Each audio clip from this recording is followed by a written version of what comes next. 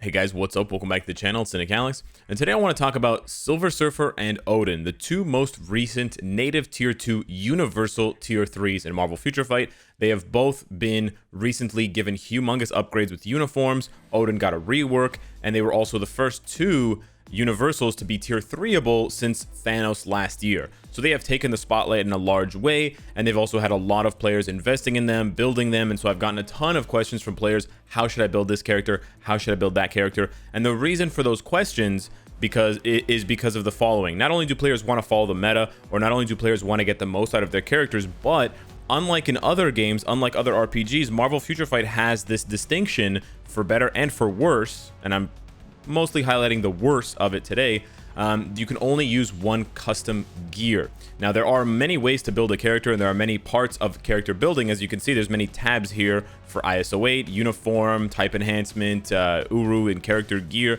But the obelisk, or the custom gear, in my opinion, has the highest impact on a character. Now, of course, uniforms can have a higher impact if they actually transform character skills, but in terms of something that you, the player, can interact with, right? You, the player, can choose which custom gear you use. That has the largest impact on a character, because you can take a character like Silver Surfer, and sure, they can do stage 50 or 60 world boss with a different kind of build, but once I give him this specific custom gear, the CTP of Rage, I'm suddenly propelling his damage up 20, 30 stages. Rather than taking 9 minutes to kill Galactus, he's able to do it in 2 minutes. So you're able to completely transform a character from one part of strength and things that they can do in game modes that they can complete to another, and vice versa, right? So Thanos is able to beat certain characters, or Odin is able to beat certain characters in PvP, and then you build him fully for PvP, and suddenly his success rate goes up by 20-30%. Instead of winning 5 out of 10 matches, he's winning 9 out of 10 matches.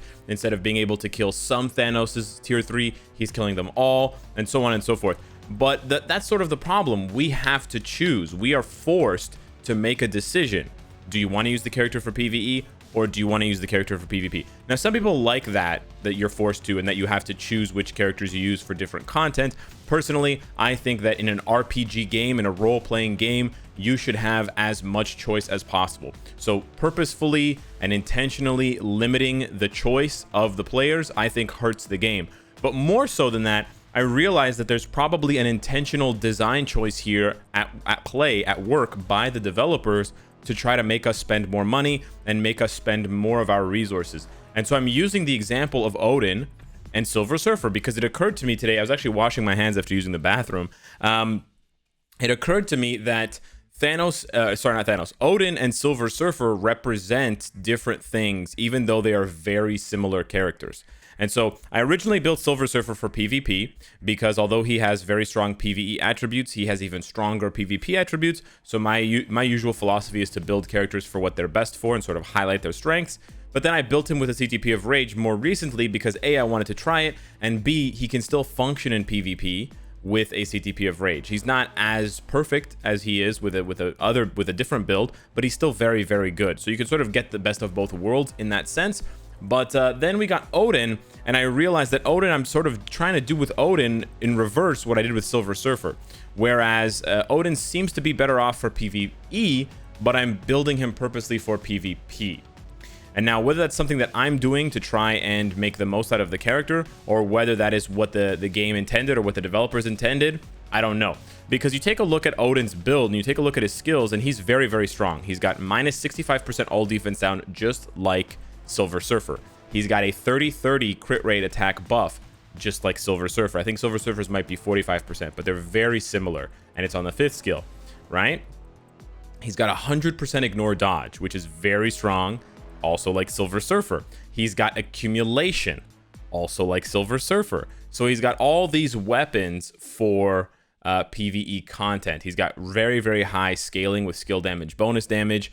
He's a very, very strong character. So he has all of that going for him. Oh, yeah, and he has chain hit damage, 20% chain hit damage, which is mostly a PvE thing, right? So then you go and you look at Silver Surfer. Okay, so what does he got? Oh, he's got that buff. He's got a 40-40 buff, and he's got minus 65 for 10 seconds. Almost exactly the same as Odin. You look at his 4th skill. Okay, nothing there. You look at his 3rd skill. Here he's got accumulation, healing, paralysis, remove active buff, penetration, iframe ignore, and all that stuff, but he's still got that accumulation, right? So you start to see that they're very similar characters in that sense, but then they're different in the sense that Silver Surfer has basically more, right? Whereas Odin's abilities stop at what I explained, Silver Surfer has the added benefit of having a revive, which Odin doesn't have.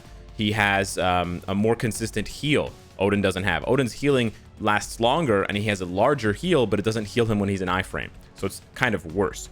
Silver Surfer has iframe ignore, which Odin doesn't. Silver Surfer has a counter attack, which Odin doesn't. There's lots of things. He's got a guard hit as well. He's got chance to miss on 2 different skills. So he's got fracture. So by and large, at the end of the day, Silver Surfer has more abilities than Odin, and those abilities are for PvP. Because if you think about it, outside of all defense down, all resistance down, accumulation, and then maybe, what is that last one called? There's one more.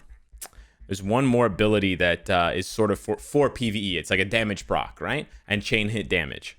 Besides those, there's really not much else that you can do on a character's skills and their passives in order to improve their damage against PvE content. But in PvP, there's way more, right? Healing matters a lot more in PvP.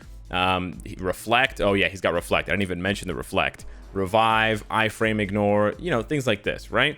So why am I saying this? Like, what's the point here? So I basically realized that the devs created a character in Silver Surfer that is very, very good for PvE, but he's almost undeniably good for PvP, right? Like they stacked his deck so high on PvE, but they just stacked it a little bit higher for PvP.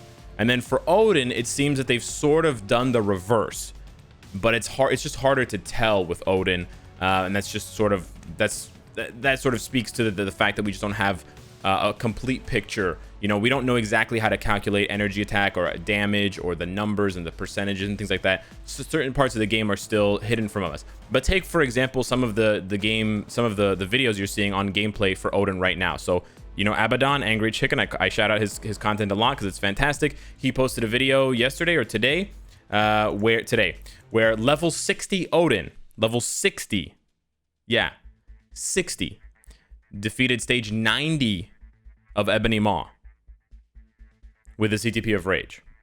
Level 60, defeating stage 90. Yeah, that's crazy. You should definitely go check out his channel. So that kind of made me realize it's like, if I'm gonna follow what the devs are sort of, you know, implicitly pushing on us as players and sort of encouraging you to do, you would maybe build Silver Surfer. You would have maybe built Silver Surfer for PvP, or maybe you would have built him for PvE. But now you have Odin, who can essentially replace Silver Surfer. And even if you don't care about World Boss, for ABX, for example, right, Alliance Battle Extreme, today is Universal Hero. Guess who scores higher between a tier 3 Odin and a tier 3 Silver Surfer? That's right, tier 3 Odin. They both have silence, but Odin scores higher. Odin scored 10 million. Odin scored 10 million yesterday on the no criteria day.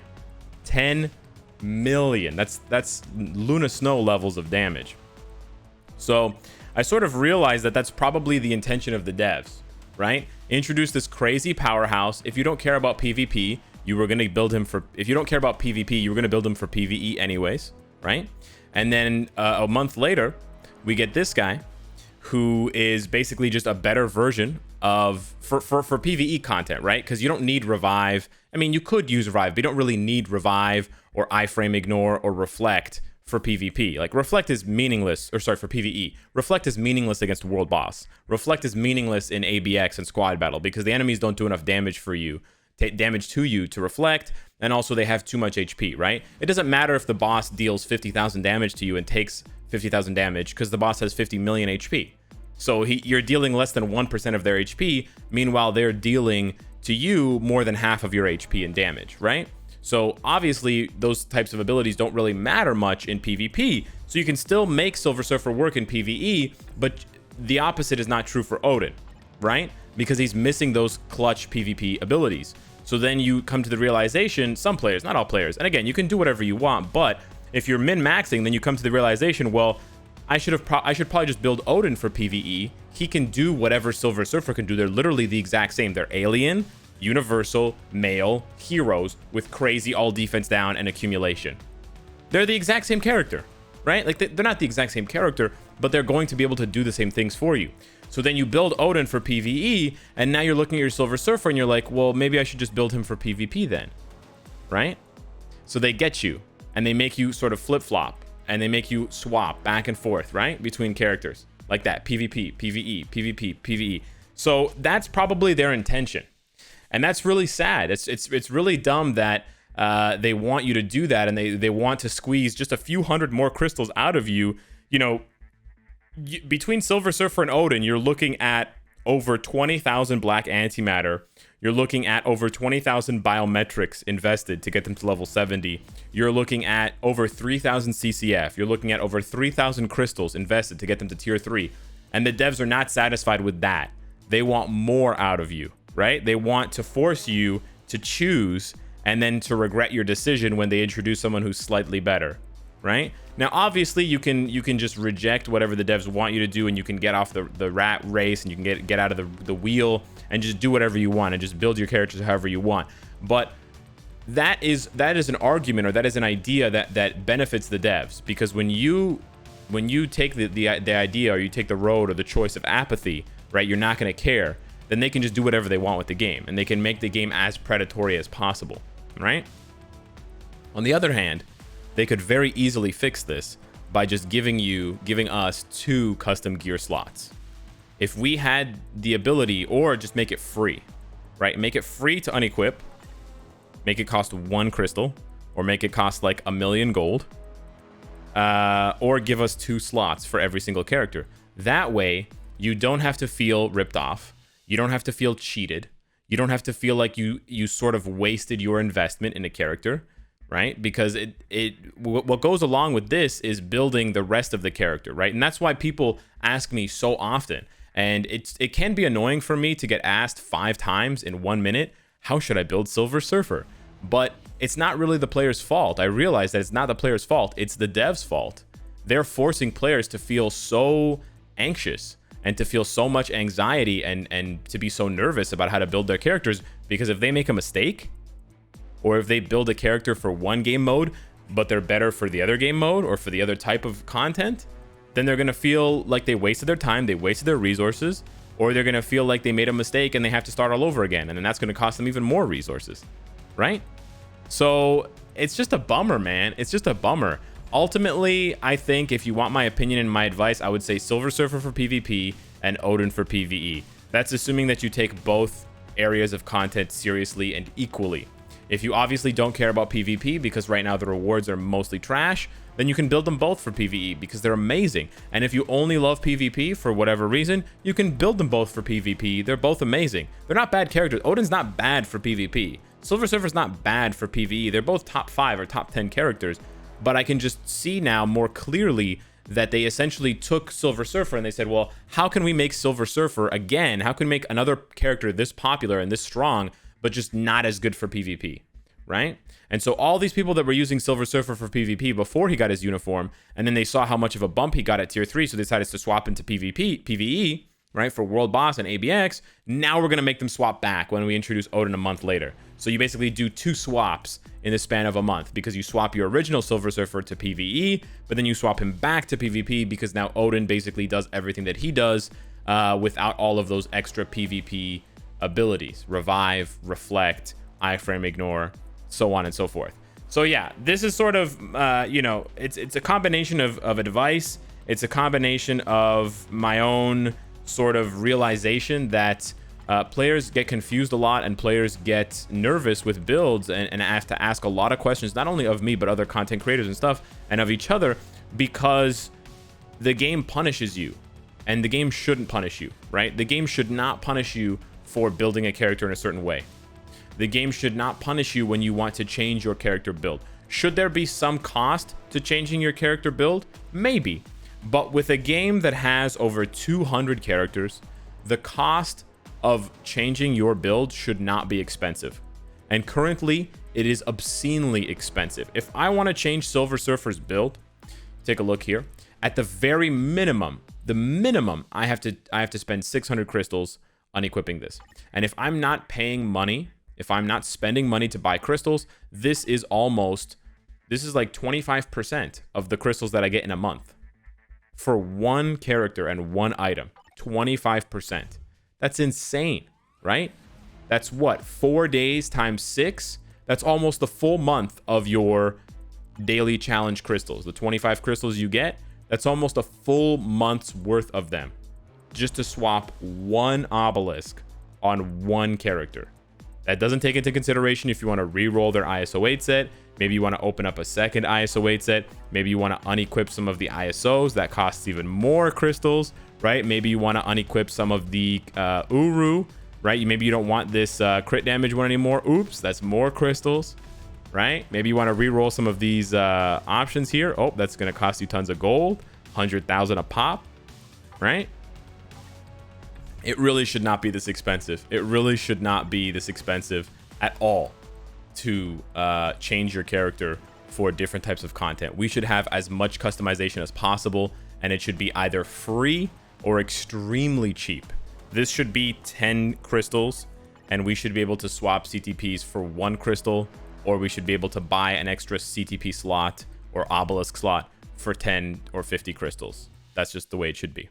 Anywho, let me know what you guys think. Let me know if you really agree with ultimately putting Silver Surfer for PvP and Odin for PvE. Thank you so much for watching. Hit me up in the comments down below with your ideas and your thoughts on this, and I will see you in the next one. Take care.